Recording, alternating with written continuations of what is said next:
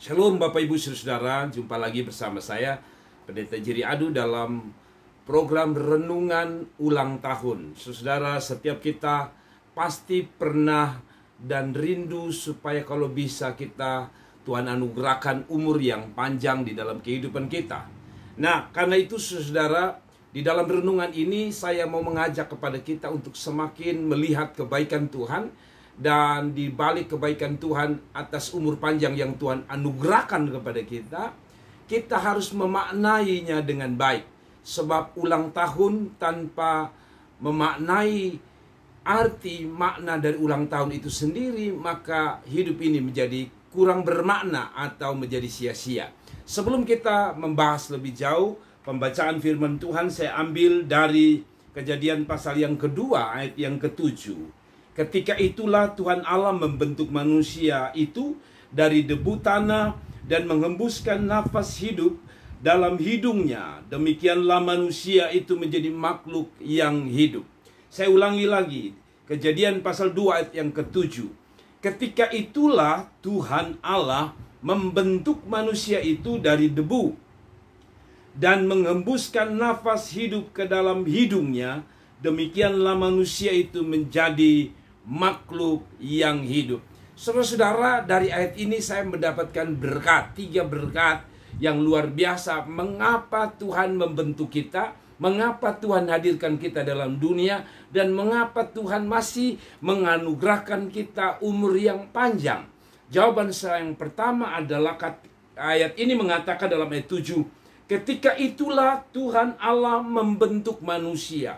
Berarti satu, kita tahu bahwa apapun yang dikerjakan Tuhan tidak pernah tanpa rencana dan program kekalnya Tuhan.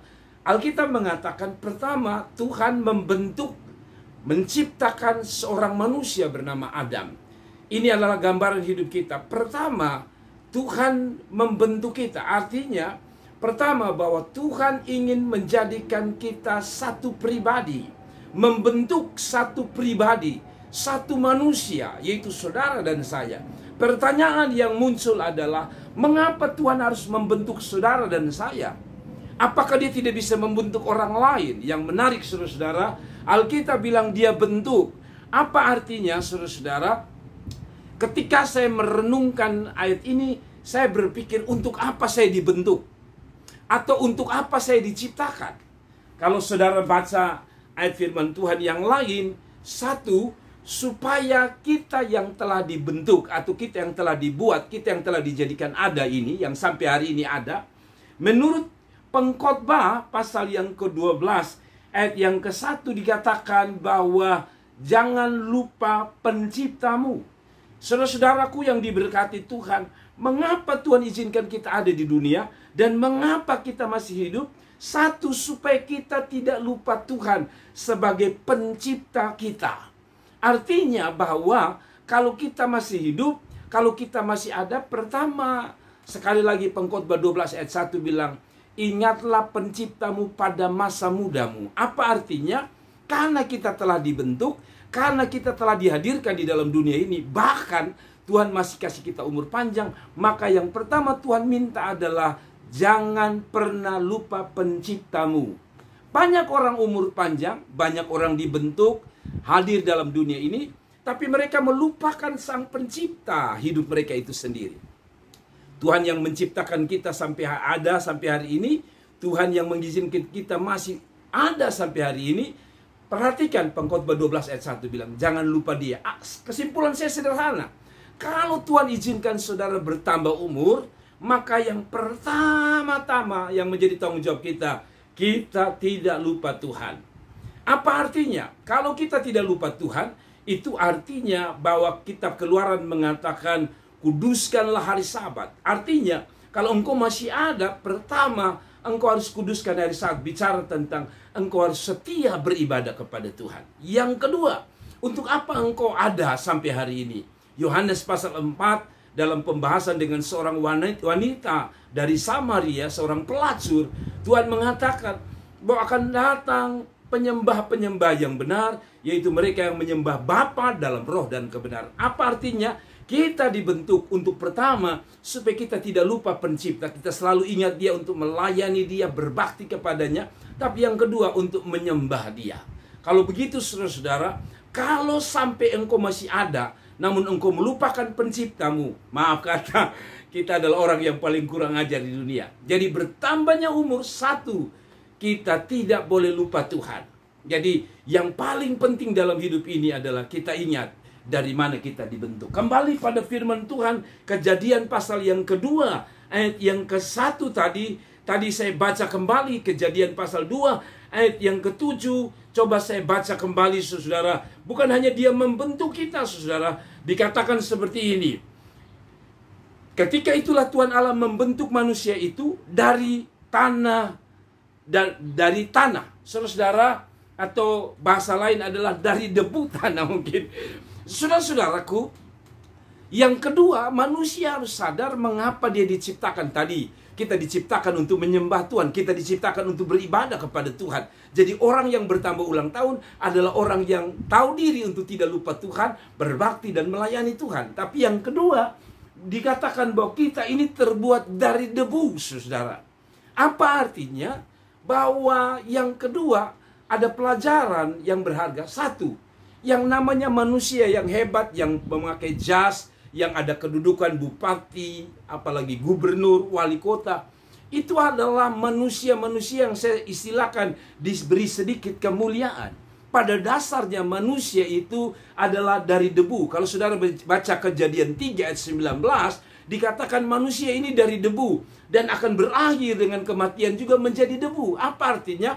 Manusia hanyalah debu. Debu itu adalah satu gambaran hal yang tidak berharga. Mendingan jadi pasir atau dibentuk dari pasir. Pasir itu masih lebih berharga daripada debu. Debu bukan hanya orang benci, debu itu dibuang orang. Tapi Alkitab mengatakan kita dibuat dari debu tanah. Apa artinya? Saudara-saudara, yang kedua, kita harus sadar debu ini menjadi berharga karena Tuhan. Saya coba membaca, saudara-saudara, yang namanya debu tanah yang berharga itu hanya kita manusia. Saudara-saudara, waktu saya baca di salah satu berita online, saya menemukan dari media Indonesia, kira-kira tanggal 20-an Oktober 2020, saudara bisa cari ini, dari media Indonesia mengatakan berdasarkan data di Amerika Serikat ada 123.000 orang yang membutuhkan organ tubuh untuk memenuhi kebutuhan kesehatan mereka. Berdasarkan data dari Shaker, seorang manusia dapat menghasilkan 45 juta dolar. Artinya nilai daripada tubuh kita ini seluruhnya itu diperkirakan oleh orang Amerika 45 juta dolar Amerika, atau setara dengan 633 miliar. Saudara-saudara, jadi katanya kita ini, satu tubuh manusia ini, saya dan saudara ini, harganya adalah 633 miliar. Dengan rincian beberapa bagian yang saya tidak mungkin baca semua. Katanya hati kita itu memiliki harga 14 miliar. Jadi kalau saudara orang muda kepingin beli iPhone, saudara jual saja hatimu, maka harganya 14 miliar. Bayangkan hati. Itu sebabnya saya renung-renung mengapa Tuhan butuh hati kita, yang tentu bukan fisik, bentuk organ tubuh kita ya, tapi hati kita adalah jiwa kita yang terbuka kepada Tuhan. Hati itu mendapatkan harga yang paling tinggi, 14 miliar. Lalu paru-paru 4,7 miliar. Jadi kalau saudara hidup susah, cukup jual paru-parumu, saudara. Harganya 4,7 miliar. Jantung 1,6 miliar. Bayangkan. Lalu darah 4 juta, kornea itu 327 juta. Jadi kali 2 Anda bisa bilang 600-an, hampir 700 juta, saudara. Tulang sumsum 313 juta. Yang menarik adalah ginjal 2,4 sampai 2,7 miliar, saudara. Jadi kalau saudara mau sedikit punya uang, jual saja sebelah kirinya mungkin atau sebelah kanannya, Anda sudah dapat 2,7 miliar. Jadi kalau kita total, apalagi tulang, apalagi kulit dan sebagainya, maka diperkirakan satu manusia menghasilkan atau dapat dijual dengan harga 633 miliar. Kalau begitu saudara, saya tarik kesimpulan dari Kejadian pasal yang kedua ayat 7, kita dibentuk dari debu, tapi debu yang berbeda, debu yang mahal. Saudara, kita ini mahal. Jadi saudara, kalau saudara bertambah ulang tahun atau bertambah umur, Anda harus bilang sama diri saya, oleh karena Tuhan, saya berharga di mata Tuhan. Manusia menilai bahwa tubuh manusia dari ujung kepala sampai ujung kaki seharga 633 miliar. Tapi pertanyaan saya, apakah harga kita semahal itu? 633 miliar, terserah Anda. Tapi itulah data yang saya dapat. Tetapi yang menarik bagi saya adalah 1 Petrus pasal 1 ayat 18-19. Bagaimana penilaian Allah? Apakah kita 633 miliar? Harga kita 633 miliar. Saudara lihat, 1 Petrus 1 ayat 18-19 berkata begini. Sebab kamu tahu bahwa kamu telah ditebus dari cara hidupmu yang sia-sia. Kamu warisi dari nenek moyangmu itu bukan dengan barang yang fana, bukan pula dengan perak atau emas, bukan pula dengan dolar. 633 miliar. Ayat 19 mengatakan, melainkan darah yang mahal, yaitu darah Kristus, yang sama seperti darah anak domba yang tak bernoda dan tak bercacat.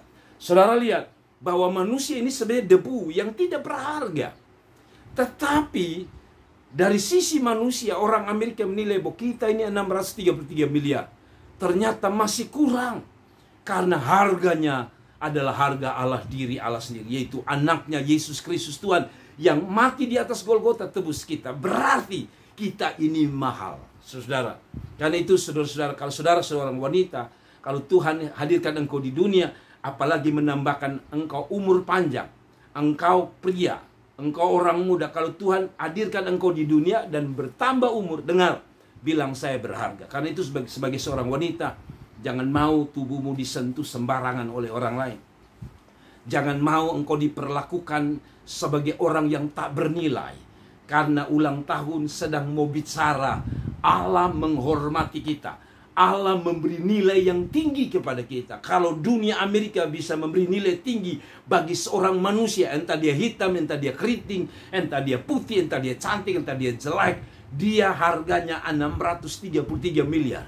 Tapi Allah memberi nilai yang lebih tinggi, yaitu diri Allah sendiri. Tidak ada nilai yang lebih tinggi daripada nilai Allah.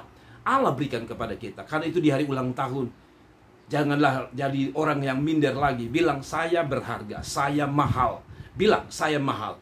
Hari ulang tahun sedang mau bilang kepada kita, saya mahal. Karena saya dinilai dengan nilai Allah.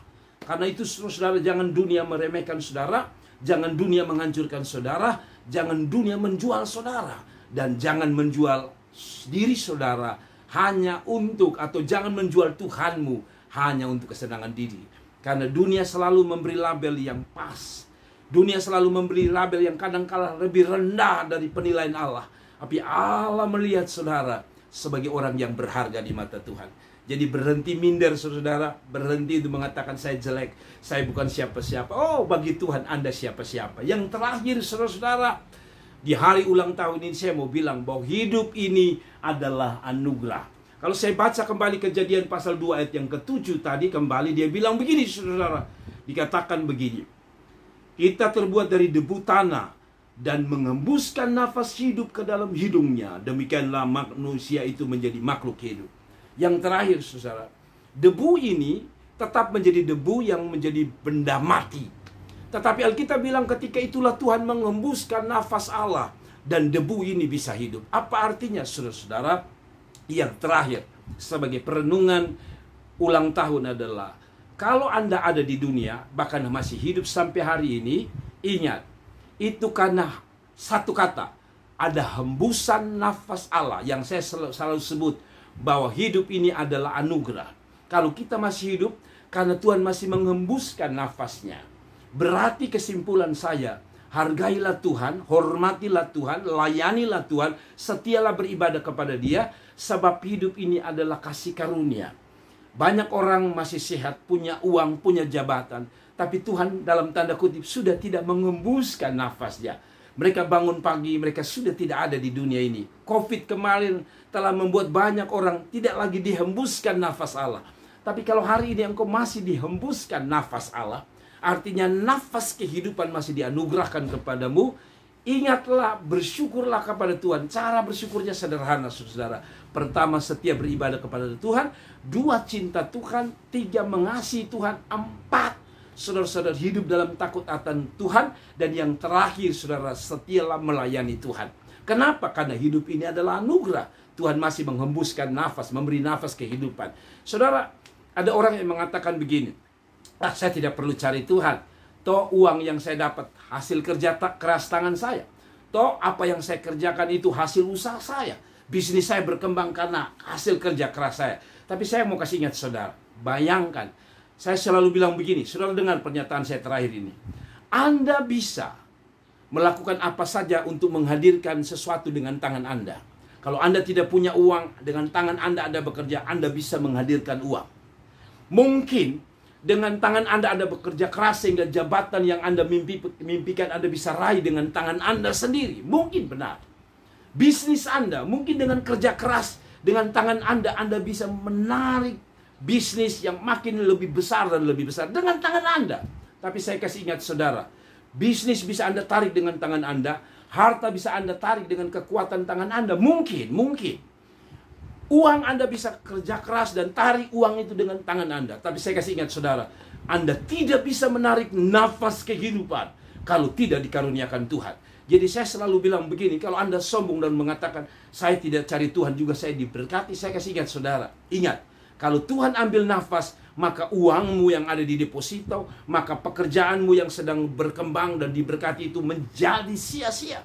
Kalau Tuhan sudah ambil nafas, buat apa harta? Buat apa mobil? Buat apa rumah? Semua sia-sia. Digunakan oleh istri kita yang masih hidup, anak-anak kita yang masih hidup, atau mungkin digunakan oleh keluarga besar kita, atau mungkin masyarakat kita. Tetapi saya mau bilang, hidup yang paling berharga karena Tuhan masih menghembuskan nafasnya. Sekali lagi, saya kasih ingat saudara, Anda bisa menghadirkan apapun dengan tanganmu, tapi Anda tidak bisa menghadirkan nafas kehidupan bila Allah tidak mengaruniakan. Selamat ulang tahun saudara-saudara. Tuhan Yesus memberkati. Kiranya renungan hari ini, renungan ulang tahun dapat memberkati. Saya Pendeta Jerry Adu dari Kota Kupang, ingin mengucapkan selamat ulang tahun kepada setiap kita yang merayakan, baik itu ulang tahun perusahaan, kantor, atau ulang tahun pribadi, ulang tahun pernikahan. Tuhan Yesus memberkati. Doa saya supaya dimanapun Anda berada, selalu mengasihi Tuhan, mencintai Tuhan, dan terus melayani Tuhan. Yang terakhir, terima kasih buat saudara-saudara yang telah mendukung channel saya dimanapun Anda berada. Anda dapat menggunakan semua materi-materi khotbah saya, renungan ini, untuk dipakai untuk apa saja. Yang penting satu, untuk kemuliaan nama Tuhan. Shalom, God bless you, Tuhan Yesus memberkati kita sekalian. Amin.